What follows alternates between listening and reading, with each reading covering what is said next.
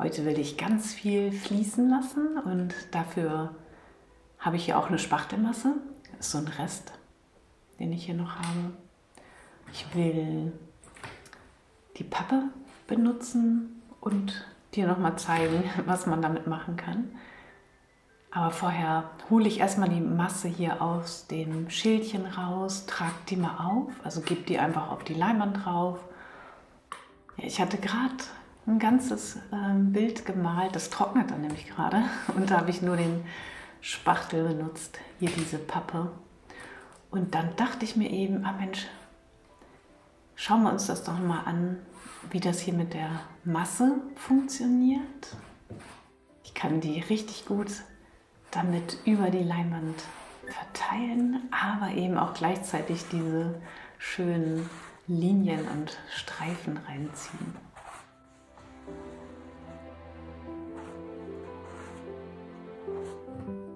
Ich kann hier aber auch nur die Fläche benutzen, also gar nicht so mit der Kante arbeiten, sondern dann eher hier diese wunderschönen, runden Muster reinbringen. Erinnert mich jetzt schon an Blumen irgendwie. An so Blumen auf Wasser. Genau, daran erinnert mich das jetzt. Noch eine kleine Körnung mit in die Masse reinbringen. Also ich will so eine Mischung haben. Und deswegen kann ich das jetzt hier gut einfach nochmal dazufügen. Und dann nochmal ein bisschen reindrücken in die Masse. Und dann habe ich so eine wunderbare Mischung. Und ich kann hier nochmal so kleine Streifen auch reinziehen. Und ja, diesen Charakter nochmal reinbringen.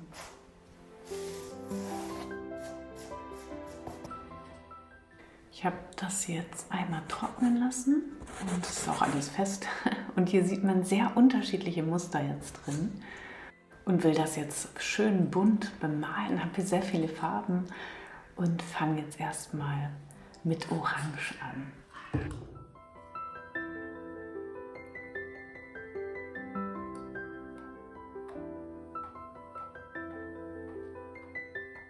Einfach auf da den letzten Tropfen noch darauf kriegen, sozusagen.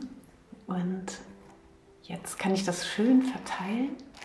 Aber ich merke schon, naja, so weit verteilen kann ich es auch gar nicht.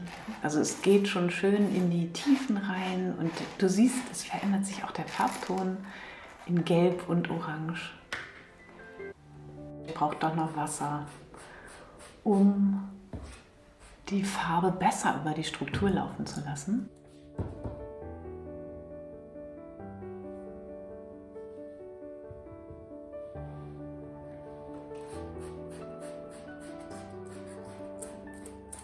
Also nur mit dem einen Farbton habe ich jetzt hier schon ein Gelb und ein Orange. Und jetzt gucken wir mal Grundkurs.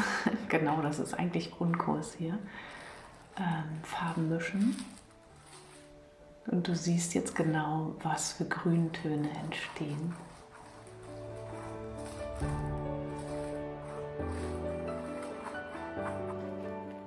Sieht für mich hier gerade aus wie eine bunte Mischung aus Sonne, Grün und Himmel und jetzt holen wir uns hier noch ein bisschen Erde.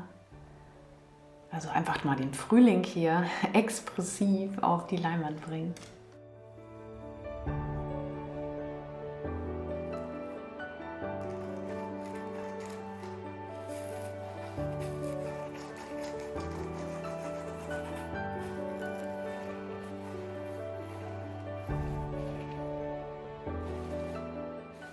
Lässt sich auch schön mit der Struktur arbeiten, mit der Farbe arbeiten und es entstehen wieder neue, tolle Muster da drauf.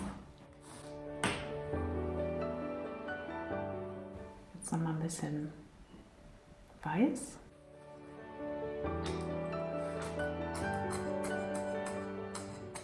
Das sieht etwas nach Chaos jetzt aus. Ja, umso schöner, oder? Aber jetzt schau dir mal an, was hier schon passiert ist. Also du siehst jetzt richtig die Struktur nochmal. Und wenn ich es jetzt nochmal kippe und die Farbe läuft, bleibt hängen und läuft. Guck dir das an, wie schön das aussieht, diese Muster zwischendurch.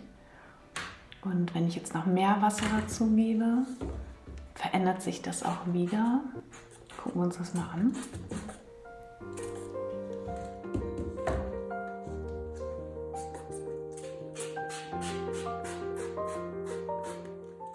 Ja, allein über das Wasser jetzt, über dieses Fließen, passiert ja ganz viel. Und das kann man gar nicht anders irgendwie machen. Also das kannst du am besten über das Wasser. Ich lasse das da auch erstmal so und gucke mal, dass ich jetzt hier ein bisschen am Rand erstmal weiterarbeite. Und dann läuft das auch in der Mitte einfach ein bisschen weiter und kann ein bisschen einziehen in die Struktur.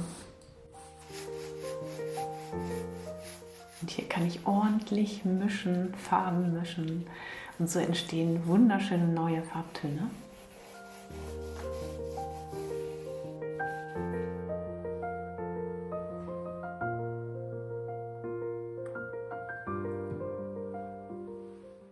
Nimm hier einfach nochmal ein Braun. Obwohl ich merke, eigentlich ist hier oben für mich auch so Himmel. Aber manchmal ist der Himmel ja auch braun. Da überlege ich jetzt gerade nochmal, ob mir das gefällt. Aber ich muss das einfach ausprobieren auch. Sonst weiß ich das nicht. Also ich probiere das aus und gucke dann, wie ich hier oben weitermache.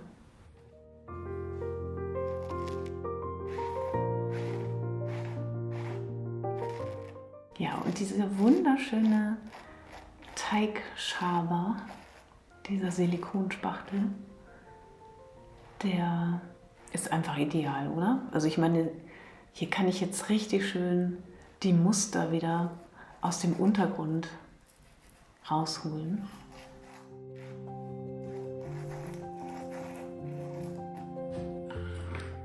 Das doch noch mal heller machen. Irgendwie, ja, muss ich das hier doch noch mal heller machen. Also es gefällt mir hier nicht so richtig gut. Und ich bin noch auf der Suche gerade. Ich weiß es auch noch nicht, aber das ist ja das Schöne an dieser Arbeit, weil das so viel mit Wasser gemalt ist, habe ich hier einfach auch Zeit und kann gucken, wie sich das anfühlt einfach.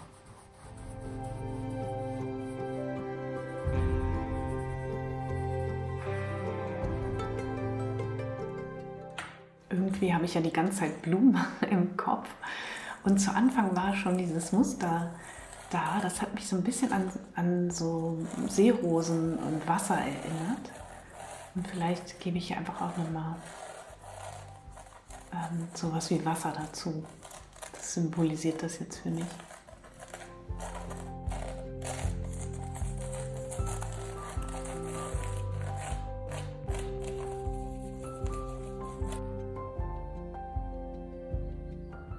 Irgendwie gefällt es mir hier oben immer noch nicht. Manchmal ist das so.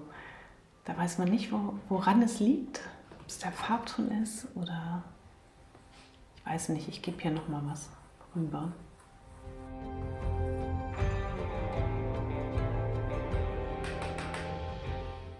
Aber Farben mischen gehört auch einfach mit dazu. Und ich finde es manchmal so schade, dass sich so wenige damit auseinandersetzen wollen. Farbton, der jetzt hier entsteht, kann man nicht kaufen. Also den muss man sich ermischen. Und das gehört einfach mit dazu. Das ist die Essenz des Malens.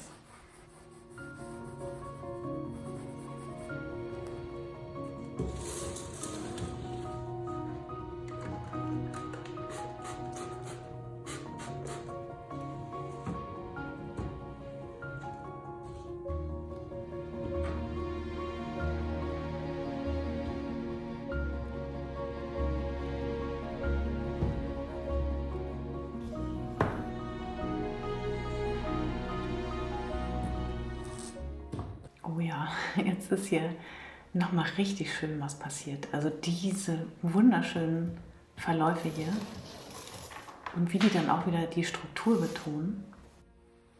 Jetzt, das steht hier schon von Anfang an und ich habe es noch gar nicht benutzt.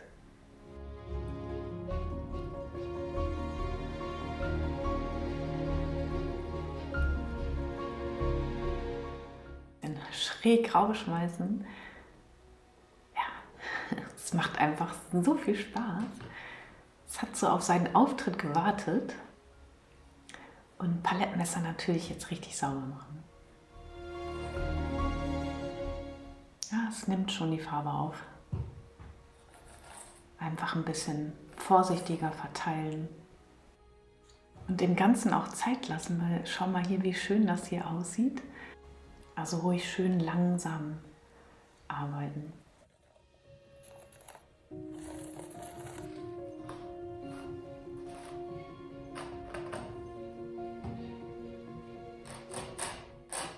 Das war sehr losgelöst und hat so viel Spaß gemacht. Keinen Plan gehabt und geguckt, was passiert. Und natürlich über die Erfahrung weiß ich natürlich, wie die Farben sich mischen. Das kann man sich selber aneignen. Dafür habe ich auch den Grundkurs. Also guck da einfach nochmal rein. Und du siehst jetzt wunderbar hier auch den Orangeklecks. Den wollte ich doch eben noch einbauen. Denn mich hat das so an Seerosen erinnert, an so einen Seerosenteich. Und dann dachte ich, ach, ich probiere nochmal. Und dann ist mir aber gleich das Orange darauf geflogen. Ja, also mach einfach.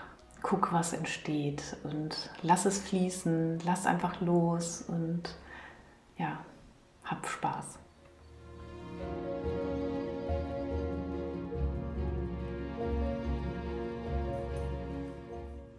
Was ich an solchen Bildern eben so spannend finde, ist, dass sie nichts eindeutig zeigen müssen und trotzdem etwas auslösen. Also nicht nur bei mir, sondern auch bei dem Betrachter. Also manche sehen da jetzt vielleicht auch wie ich Wasser da drin oder Seerosen, also so ein Seerosenteich. Manche einfach nur eine Bewegung, Tiefe, Farbe, Licht. Und genau das ist für mich das Besondere an der gegenstandslosen Malerei. Sie spricht nicht über ein festes Motiv, sondern über Wahrnehmung, Erinnerung, Stimmung und das, was beim Betrachter eben oder bei dir jetzt eben innerlich passiert. Also ein Bild kann gegenstandslos sein und trotzdem eine sehr eigene Sprache haben.